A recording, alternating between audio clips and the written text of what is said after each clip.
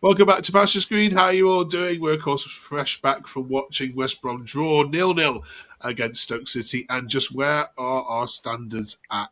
This particular poster says that we are in trouble. People are seriously happy with that Stoke City performance. We had 2 shots on target at home to Stoke City in a game where we really needed 3 points. Standards must be on the effing floor, honestly. Is that too harsh? Or did we see signs of improvement? Did we see any green shoots? Luckily, we got our full panel back with us to give us their opinion on it. Plus, it's Valentine's weekend, so we're asking who's the first ever player you fell in love with as a Baggies fan, and our A to Z rolls on to the letter O. So join us for a pretty difficult conversation at the end of this. But yes, so try and keep this positive this week. I feel like we're getting into a negative slump. Dean, let's see how far we go. What were the positives from that Stoke City performance? I think, well, anything was an improvement from Portsmouth, let's face it. I think the effort was there, commitment was there. It was a lot better. It wasn't brilliant. It wasn't a great game, but we tried, I think. We put a shift in. But I reserve my judgment till Tuesday night at Birmingham. We've had false dawns before, haven't we? Let's see. Yeah, we had that derby game, didn't we, where we thought, Ben, it was all going to be okay. What did you see, Ben, from individual performances you want to share before I get into the tweets, which are all negative, and I'm almost pointed to not share them this week. What was good? Yeah, like Dean said, it wasn't amazing. You know, I mean, it was very much a West Brom Stoke game. The fact it was 0-0, there weren't many chances.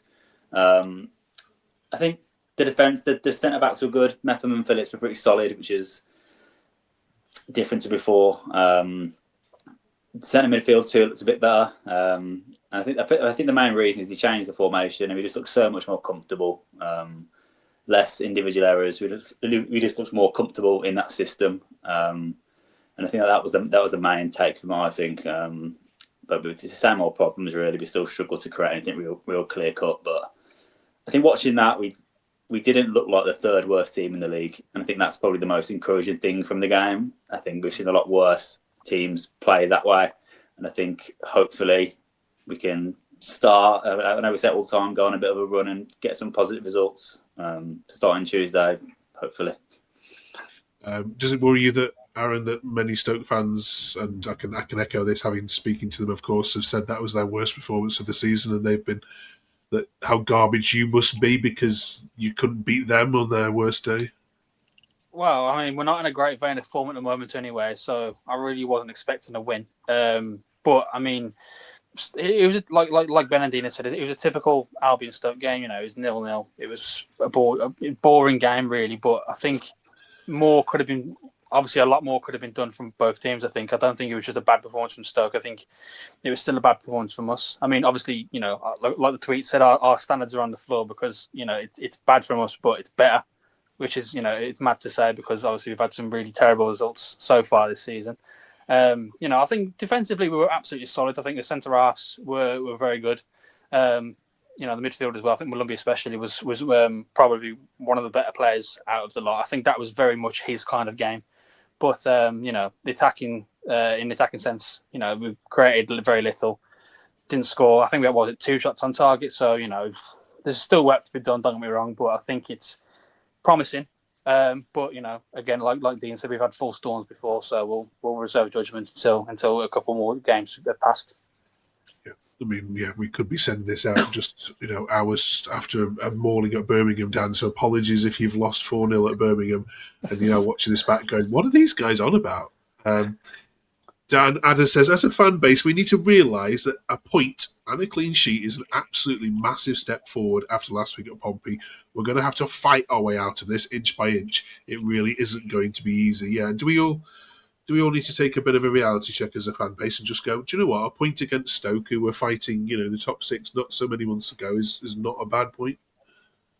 Yeah, definitely. I was saying before the game, I'll be happy with a point here, and to actually not concede as well. It's got to be a great confidence boost for everyone involved, actually, especially the back four who've had an absolute drubbing the past few games. So yeah, it's great to actually keep a clean sheet. I mean, Stoke were there for the taking, but I think we was just a little bit shy in front of goal, like, with the two shots. I think they were just, like, a little bit scared to, like, take that extra risk just in case it backfired. But yeah, it was just a steady performance. But yeah, well, I think that we do need to just take a reality check now, and we're not really, like, a top 6 side now in the Championship anymore.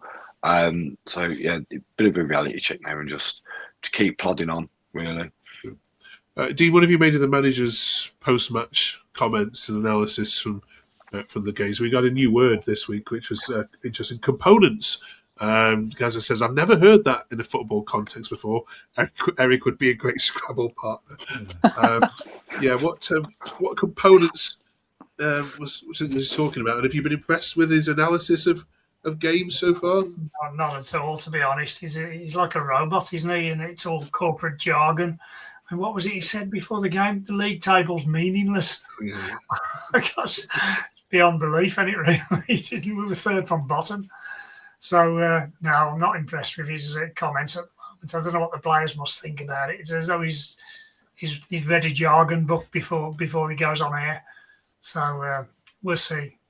We'll see what happens Tuesday. Okay. Ben, this one says, 0-0 stops the rot. We stuck with them and we're out of the bottom 3. I will support this team every second of the way until the season's end. If he keeps us up, we thank him and then we get rid of him, please. He's not the man for us going forward, but survival is all that matters. Yeah, I mean, we were talking last week about just get rid of him, and we were pleading with Sheila to sack him. It's very unlikely now that's going to happen, is it? Whatever these results are.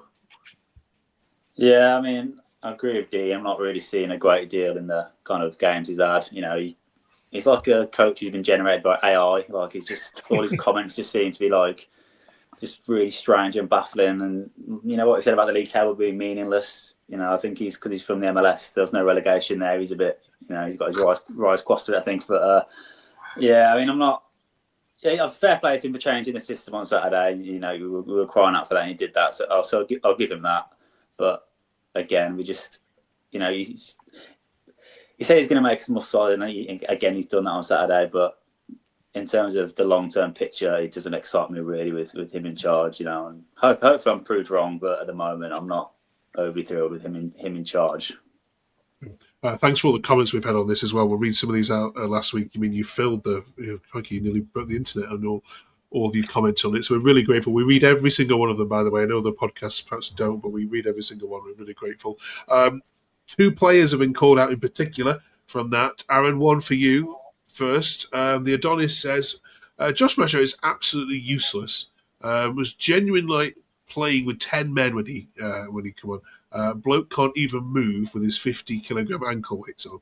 I'm not sure I get that reference, but yeah. I've seen others as he runs in cement, and you know the squirrel that Hall would have overtaken him. What's your view on him? Well, he's definitely a much different player to the player we saw last season.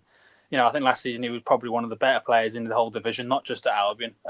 But this season, it's like he's forgot how. He's lost his head. He's lost his brain. You know, he's lost his feet as well. Apparently, I mean, I don't understand the sudden drop off in form.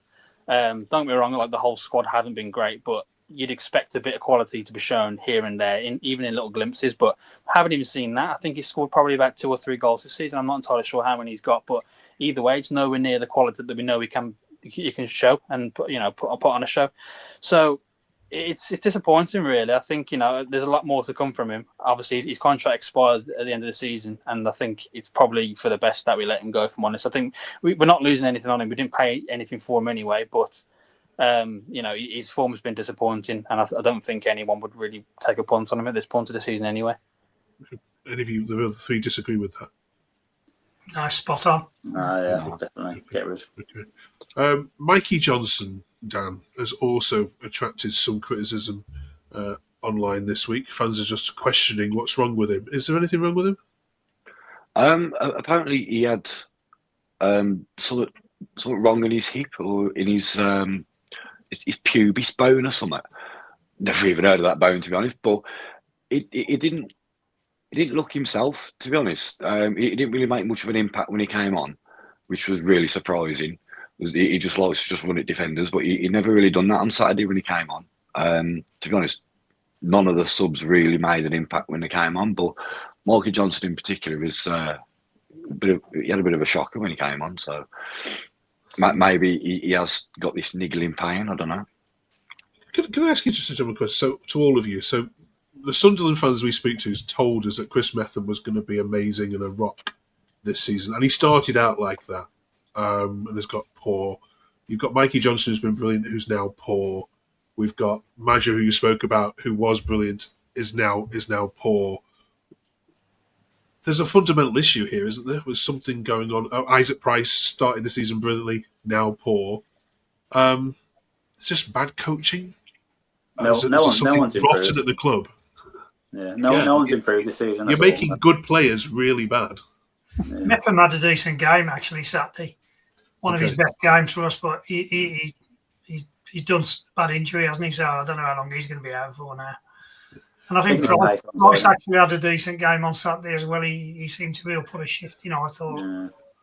But is a coaching problem? I mean, beyond the manager, is a coaching or an infrastructure problem?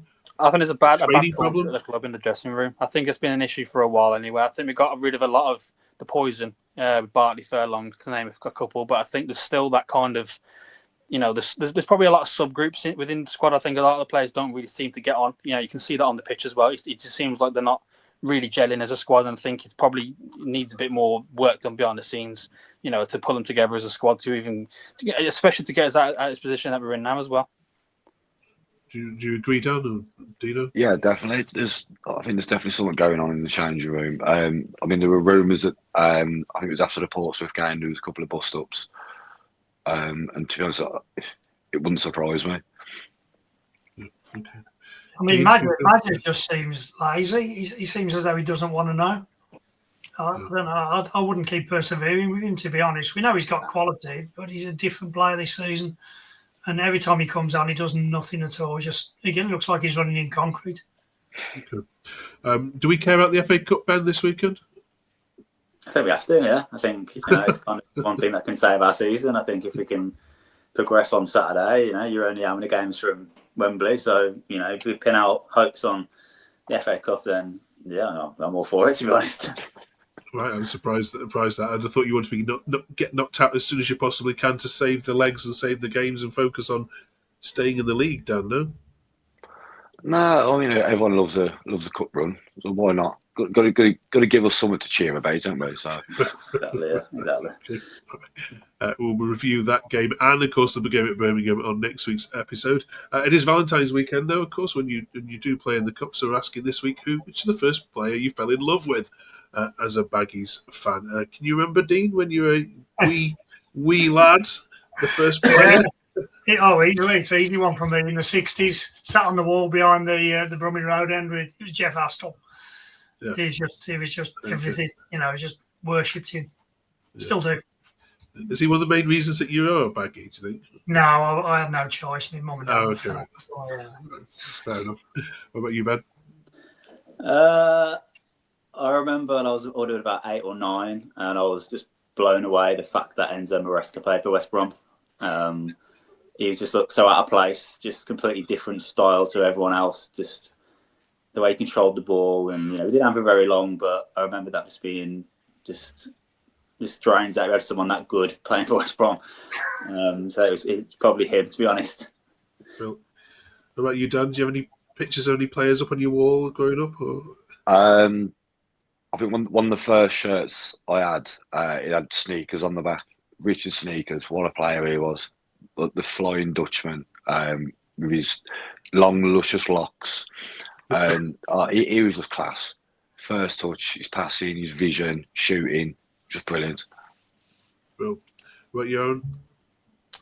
Oh, just following on from Dan as well. I just want to say I've got Richard Sneakers' signature. But I think probably Zoltan Gira. I think the Magic Maggie. I think he was just an unreal player. Someone, like Ben said with Maresca, it's someone who looked out of place at Albion just because of how good he was. I think he was an excellent player and someone that I look back on fondly.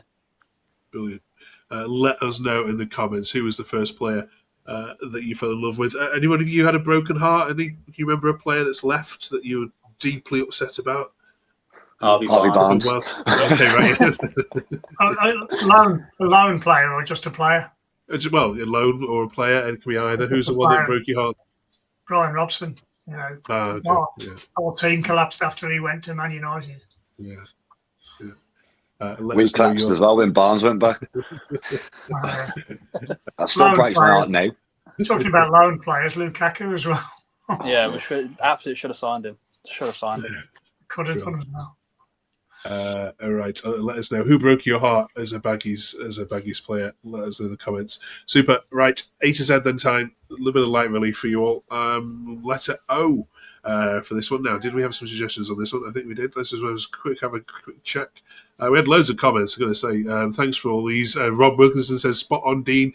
Give Mozza the job. Put Ramsey on gardening leave. Andrew Mear said last week. We had an overhead goal suggestion from David Halford. Thank you, David. He said Brandon Thomas Asante scored a beauty a season or two back, and you also get a shot of Ramsey. Bob's Bolton stuff said, "Oh, it's easy, everyone. It's John Osborne, class player." And Dodge says, "Respect to Mr. Danford for calling it when Ramsey was appointed. We need a miracle." Thank you to all your comments. We read every single one, as I've said. John Osborne, can we beat Dino? Is that right? Yeah, I mean, I've got fondness of Ozzy. He was a brilliant keeper in the 60s and 70s, but it's got to be Peter Odemwingie, hasn't it, I think? Yep. Yeah. Just for scoring that ticket against the Wolves. Well, do you know, Stoke have chosen him as well, so okay, that goes to show. Brilliant. Right, Odemwingie gets in. Absolutely fantastic. Join us next week for the letter P, and of course our review of the FA Cup game against Norwich this weekend. And yeah, hopefully we can get some points at the Blues on Tuesday night. Fingers crossed. So we'll catch you then. Have a great week, everyone.